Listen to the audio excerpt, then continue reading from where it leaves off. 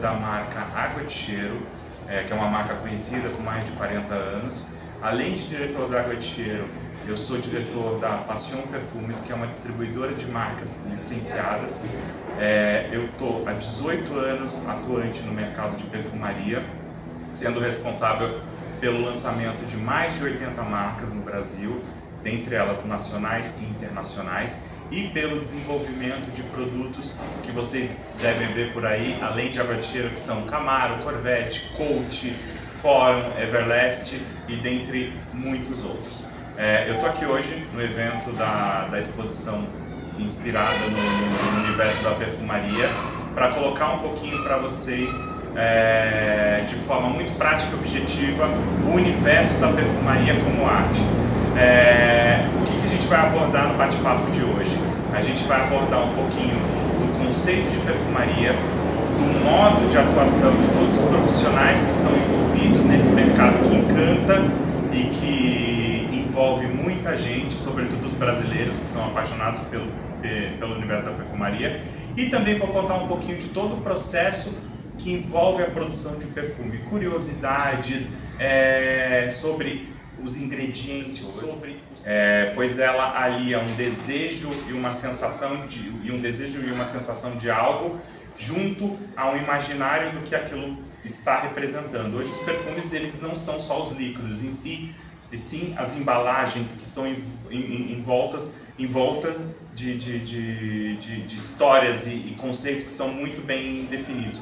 O fato dessa exposição estar acontecendo aqui em São Paulo é muito gratificante, muito enriquecedor, porque ela faz com que as pessoas tenham mais conhecimento sobre todo o trabalho dos profissionais que atuam dentro desse mercado, que é um dos mercados assim de maior representatividade do Brasil e do mundo também, que é o mercado de beleza, e faz com que as pessoas vejam o perfume não só como uma embalagem e como um cheiro, e sim como um conceito e como um conjunto de coisas que tem um penso e que tem uma história por trás. O perfume é lembrança, o perfume é memória, o perfume é história. Então, nada mais adequado do que estar fazendo esse evento dentro de uma biblioteca que carrega livros, histórias e conceitos, e fazendo com que todos tenham acesso de forma democrática a essa experiência imersiva e encantadora do universo da perfumaria.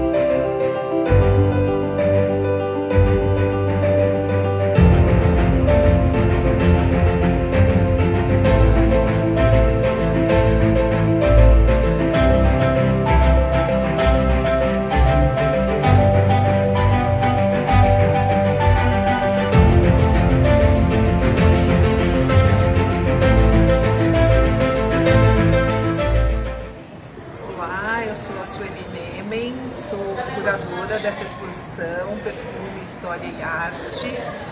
Eu sou uma apaixonada por perfumes e por literatura, e comecei a colecionar os livros de perfumes por conta de ter pena de jogá-los fora, e isso acabou virando uma grande pesquisa sobre a história da perfumaria e a perfumaria no Brasil, e aí pensando em compartilhar com todas as pessoas e democratizar o acesso à história do perfume e à informação. Organizei essa exposição, que é composta por frascos de perfumes vazios e uma série de livros que falam sobre a perfumaria, tanto a parte técnica quanto a parte de literatura. E a partir disso, alguns apoios de algumas marcas, para a gente pensar a biblioteca como uma fonte geradora de conteúdo, no caso específico da perfumaria, através dessa história e das publicações que a gente disponibiliza para todos que vierem visitar a exposição.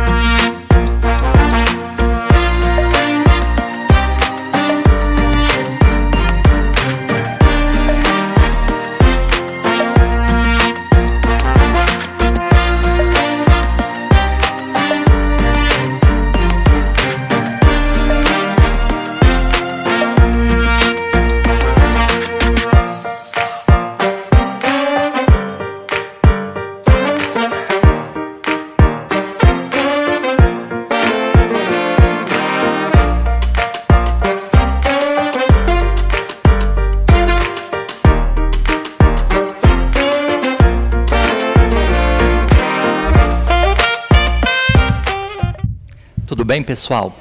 A gente está aqui num Giro Tríade novamente, na Biblioteca Monteiro Lobato, que é uma biblioteca muito antiga, né? A primeira biblioteca infantil do Brasil.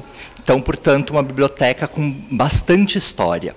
E, especificamente, a gente está aqui numa exposição, como vocês podem ver de fundo, né? E vocês vão ver depois as inserções de imagem dessa exposição, que torna mais interessante, mais instigante o espaço. E para que a gente converse um pouco sobre isso, a gente está com a diretora Marta, aqui da biblioteca, que já acompanha há muito tempo a história desse espaço e está aqui desde quando essa exposição aqui foi feita. Boa tarde, tudo bem? Boa tarde, tudo bem. Que bom. A gente gostaria de saber, para a gente esclarecer para o pessoal, o que originou essa exposição? Qual foi a ideia por detrás dela? Bom, o que aconteceu foi o seguinte: em 2018, comemorou-se o centenário do nascimento do Monteiro Lobato, que é o nosso patrono, e isso originou a exposição, porque ele se tornou de domínio público. Então, nós imaginamos que era um momento de celebrar, mesmo sendo um escritor hoje em dia muito combatido, a gente tentou pensar nele como grande produtor de literatura infanto-juvenil brasileira. É com ele que esse gênero se inicia e se estabelece no Brasil. E nós pensamos em fazer uma exposição que tivesse dois aspectos. Um aspecto histórico, mais informativo, e um aspecto mais lúdico, que apresentasse o Sítio do Pica-Pau Amarelo, que é a obra mais conhecida dele, para as crianças. Isso é bastante importante porque, na verdade, né, a gente pode sempre atrelar ou desatrelar o escritor da obra e pensar a partir disso, né, nessas questões literárias. E exatamente como foi citado pela diretora, né, ele é hoje em dia, né, um escritor polêmico. Afinal, escrevendo a partir do começo do século passado, ainda havia os laivos todos, né, da escravatura, entre outras questões, que fazem dessa literatura hoje em dia desconfiada para alguns. Entretanto, cabe aqui a provocação. Será que a gente pode separar o escritor da obra? Ou, como a diretora acabou de dizer, ele é importante para a formação do entendimento que a gente tem de literatura infantil. Será que isso, por si só, não é algo que deva ser celebrado? Fica aí né, o questionamento. Mas, diretora, qual tem sido para a biblioteca e para vocês, o que vocês acham que tem sido o resultado, o impacto que tem tido essa exposição para o público que aqui frequenta? Bom, é claro que essa exposição já está aqui há algum tempo e, com o tempo, a curiosidade sobre ela vai se esvaindo. E nós também temos que pensar que tivemos uma pandemia que fechou os espaços por aproximadamente 2 anos. Mas, nos primeiros 6 meses dessa exposição, a gente teve 150 mil crianças aqui dentro. Então, acho que isso reflete bastante a importância de ter uma exposição num espaço público, de acesso gratuito e de uma maneira tão lúdica e tão interativa.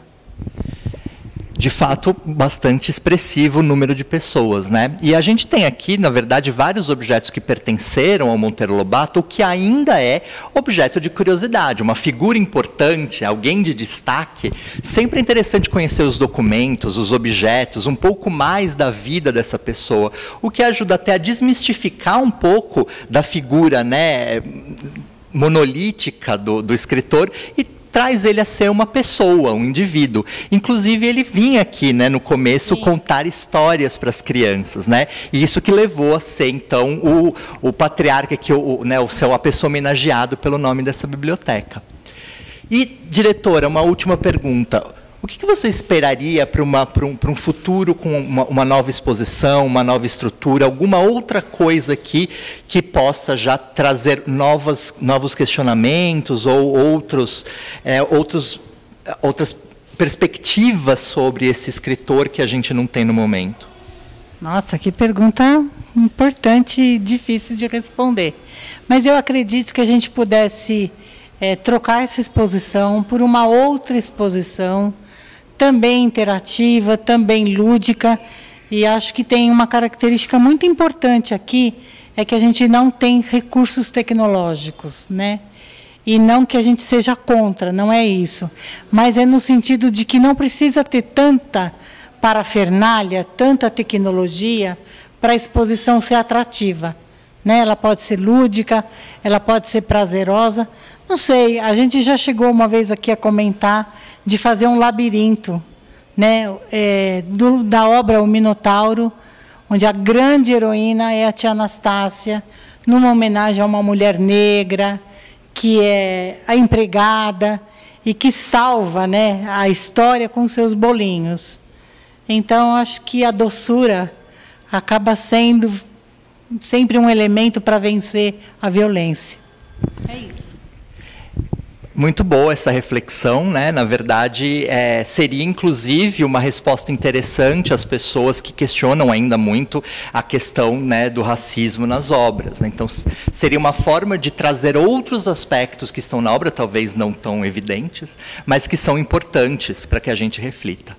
Mais uma vez, diretora, muito obrigado pela sua participação. Foi muito importante essas reflexões que você nos trouxe. Muito obrigada pela oportunidade. Boa sorte na tríade.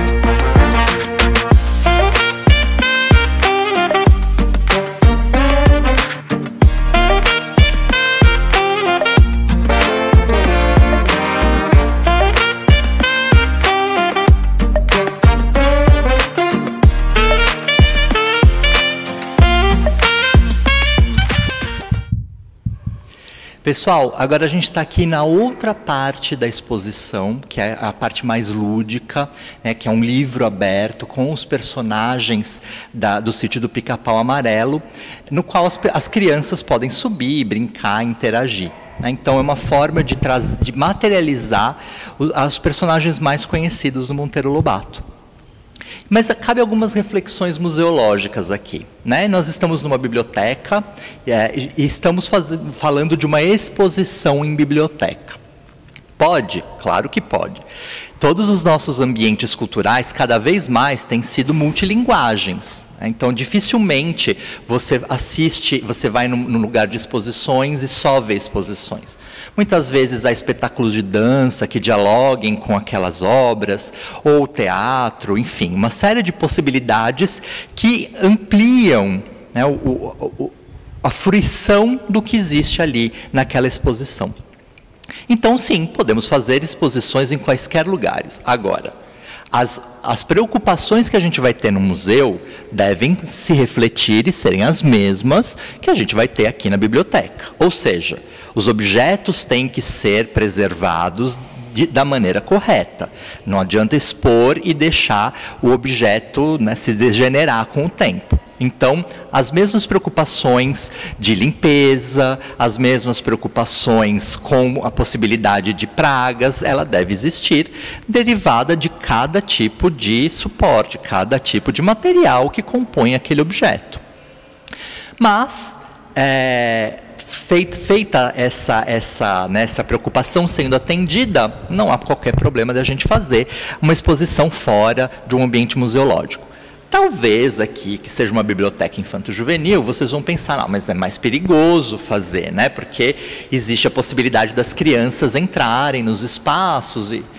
Na verdade, isso não aconteceu, né? Essa exposição está aqui já, né?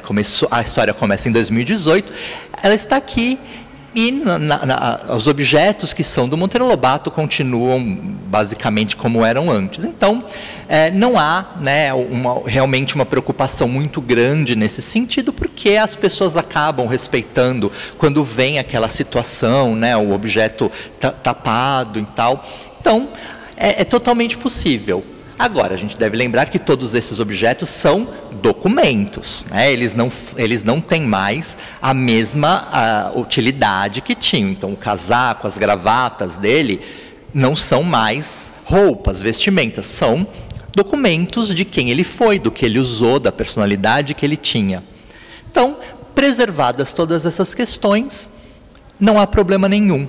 E até é mais interessante, por quê? Porque a gente está num lugar que né, celebra esse escritor, e fazendo isso a gente consegue se aproximar mais dele, consegue entendê-lo melhor, né, consegue criar uma outra relação, o que torna a leitura mais prazerosa, torna a literatura mais próxima, né?